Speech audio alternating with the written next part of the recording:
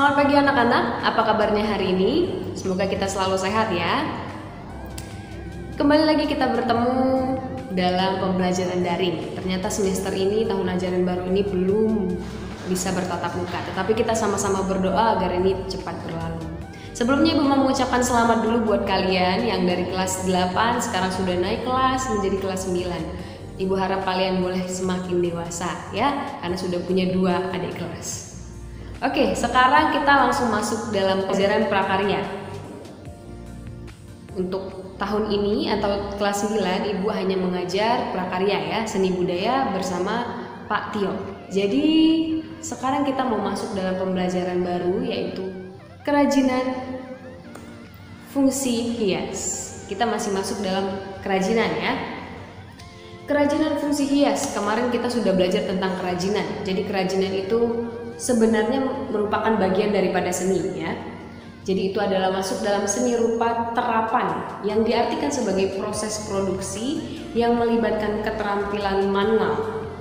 Jadi inilah keterampilan yang dimaksud ya, tangan kalian dalam membuat benda-benda kebutuhan yang dirancang untuk tujuan fungsional atau penggunaan serta memiliki keindahan. Selain untuk menghias dan kegunaan praktis, kerajinan itu punya banyak tujuannya ternyata.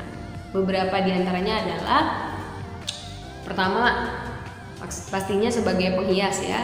Kerajinan semata-mata sebagai hiasan pada suatu benda atau suatu pajangan dalam ruangan yang tidak punya makna yang lain selain untuk penghias. Lalu yang kedua, sebagai benda pakai. Benda pakai itu apa? Punya gunanya yang bisa dipakai untuk kebutuhan sehari-hari kalian. Lalu yang ketiga, sebagai kebutuhan ritual. Terkadang kerajinan juga bisa mengandung simbol-simbol tertentu ya, dan berfungsi sebagai benda magic ya. Magic berkaitan dengan kepercayaan dan spiritual seseorang. Lalu kebutuhan simbolik juga bisa. Itu yang keempat, kebutuhan simbolik. Kerajinan tradisional selain sebagai hiasan juga berfungsi melambangkan hal tertentu yang berhubungan dengan nilai spiritual. Jadi kerajinan tradisional juga bisa ya. Lalu selanjutnya adalah kebutuhan konstruktif. Selain sebagai hiasan, juga berfungsi sebagai pendukung sebuah bangunan. Jadi sebuah bangunan pun juga perlu yang namanya kerajinan. Nah, di sini ada cangkir yang dominan fungsi pakai ya. Jadi dapat digunakan sebagai tempat minum. Lalu yang kedua, sama-sama cangkir, tapi yang ini cangkirnya dengan tambahan unsur ornamen. Lihat ya, ada listnya di situ. Tetapi masih dapat digunakan sebagai tempat air minum. Jadi fungsi pakainya ada, lalu fungsi hiasnya juga ada di bagian B ini. Lalu yang ketiga, sama-sama cangkir juga, bedanya apa? Benar. Jadi cangkir yang syarat dengan unsur estetik ya, kelihatan banget itu estetiknya, tidak untuk digunakan kecuali hanya sekedar hiasan semata. Jadi lebih ditujukan sebagai pajangan gitu ya. Udah paham bedanya? Fungsi pakai, fungsi hias, dan fungsi pakai dan hias. Itu ya. Selanjutnya kita mau masuk dalam prinsip kerajinan fungsi hias. Jadi prinsip kerajinan fungsi hias itu yang pertama adalah keunikan bahan kerajinan fungsi hias.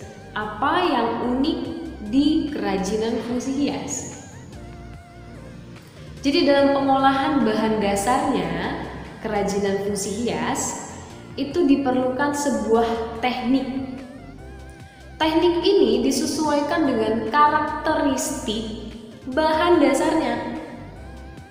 Jadi kamu punya bahan dasar, baru kamu lihat teknik apa yang tepat untuk mengolah si bahan dasar ini. Tentunya dengan tujuan mau jadi apa barang ini. Paham? Jadi tekniknya itu seperti apa Bu untuk kerajinan ini? Jadi contohnya itu teknik jahit untuk tekstil nih.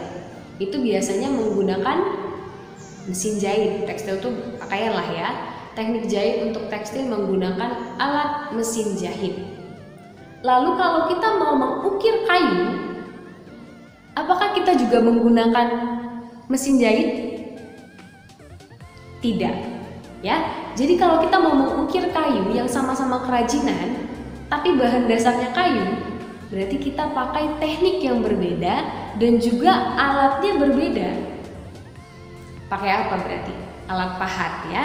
Jadi kalau kayu itu sama alat pahat, kalau tekstil bisa dengan mesin jahit atau dengan jarum jahit sendiri kalau untuk kita jahit tangan, ya. Tapi ada juga kerajinan yang tidak menggunakan alat, melainkan cukup hanya menggunakan tangan kosong. Apa contohnya? Teknik lipat untuk kertas origami, pasti pernah ya. Itu juga bisa dibuat untuk kerajinan. Oke, lanjut. Jadi teknik pengerjaan itu, sebuah kerajinan pun dipengaruhi oleh alatnya yang pastinya ya. Kalau tadi jarum, mesin jahit, lalu alat pahat, itu semua adalah peralatan yang dapat mempercepat dan mempermudah produksi kerajinan. Jadi peralatan yang digunakan juga bergantung pada kebutuhan penggunaan teknik tersebut. Lanjut. Yang kedua adalah keterampilan tangan yang tadi Ibu bilang. Jadi keterampilan tangan ini kalau kerajinan itu sangat identik sama si perajin. Jadi perajin itu adalah seseorang yang profesional yang bekerja secara konsisten, berkualitas tinggi dalam menciptakan sebuah produk. Nah, dengan ini maka keterampilan tangan benar-benar dibutuhkan ya, karena pengerjaannya manual dan bersifat praktik. Ya, harus dikerjakan. Jadi apabila kita ingin mengerjakan kerajinan, yang kita perlukan adalah pengulangan.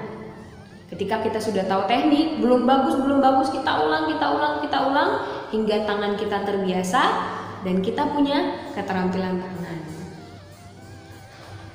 Lalu prinsip yang ketiga, unsur estetik. Jadi nilai estetik dalam kerajinan fungsi hias dilihat dari yang pertama, aspek bentuknya dulu. Setelah itu ada komposisinya. Baru yang ketiga adalah warna ragam hias tersebut. Benar ya, 3 poin ini sebenarnya ini yang utama dari estetik. Lalu produk kerajinan itu dibentuk berdasarkan pada proporsi, komposisi, keseimbangan, kesatuan, irama, dan pusat perhatian sehingga dihasilkan produk kerajinan yang harmonis. Itu seperti apa? Kayaknya kita udah pernah belajar ini ya. Di mana? Benar, di seni budaya, di bagian seni rupa. Ketika kita menggambar, kita juga memakai teknik-teknik ini. Oke, jadi adanya unsur estetika itu untuk apa jadinya? Pastinya untuk meningkatkan citra produk kerajinan tersebut. Prinsip yang terakhir adalah unsur hiasan pastinya ya. Jadi ada 2 cara penerapan unsur hiasan pada produk kerajinan. Yang pertama, ada yang tahu? Oke, jadi hiasan itu biasanya kita taruh di terakhir ya. Tapi ternyata ada yang namanya hiasan terstruktur, yaitu hiasan dibentuk sejak awal kerajinan itu dibuat sehingga menyatu dengan produk itu sendiri. Sejak awal. Contohnya apa Bu? Sejak awal sudah dihias. Contohnya itu adalah tas rajut yang dari awal dirajut, tiap rajutan penuh dengan cinta. Seperti neneknya SpongeBob ya. Nah, jadi itulah hiasannya. Jadi dia sudah merajut dari awal misalnya warna merah, lanjut warna orange, warna kuning. Nah, di situ secara tidak langsung dia membuat dan juga menghias. Itu namanya hiasan terstruktur ya. Lalu yang kedua adalah hiasan pada permukaan produk. Nah, ini yang sering kali kita lakukan. Jadi ketika kita buat bahan dasar dengan teknik tertentu, kemudian barangnya jadi, baru kita hias. Nah, ini namanya hiasan pada permukaan produk. Contohnya apa? Kita ambil contoh aja tas ya. Jadi tas kain yang polos kita ambil, kemudian kita cari pita, lalu kita jahit di atasnya sehingga permukaannya itu menjadi lebih indah dan fungsinya adalah sebagai hiasan. Oke, sampai di sini saja pembahasan kita dulu. Sampai jumpa di pertemuan selanjutnya.